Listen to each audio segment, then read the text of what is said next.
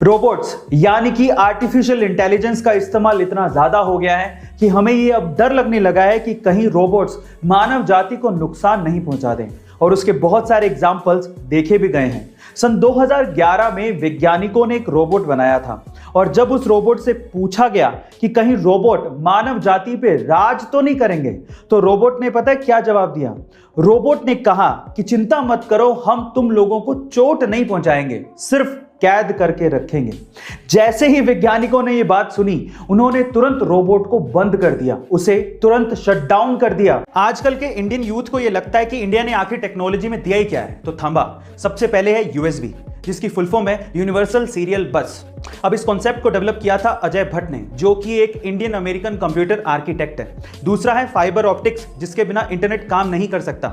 इस कॉन्सेप्ट को डेवलप किया था नरेंद्र सिंह कपानी ने, जिन्हें फादर ऑफ फाइबर ऑप्टिक्स भी कहते हैं। और तीसरा और सबसे इंपॉर्टेंट है वायरलेस कम्युनिकेशन, जिसके बिना आपका मोबाइल, टीवी या वाईफाई काम ही नहीं कर सकता। और इस कॉन्सेप्ट को डेवलप किया था जगदीश चंद्र बोस ने। गाइस, इंटरनेट की दुनिया भी इंडियंस के दिमाग के बिना काम नहीं कर सकती। So proud to be an Indian. महिलाओं को सजने संवरने और सुंदर दिखने का बड़ा शौक होता है और इसके लिए वो खूब पैसा खर्च करती हैं। और इसी कॉस्मेटिक इंडस्ट्री में एक कंपनी बड़ी फेमस है जिसका नाम है लैक्मे।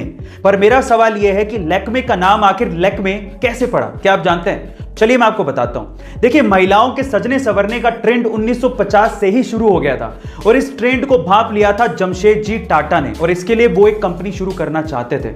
हमारे इंडियन ट्रेडिशन में सुंदरता का पर्याय माना जाता है गॉडेस लक्ष्मी को, और लक्ष्मी को फ्रेंच में बोला जाता है लैक्मे।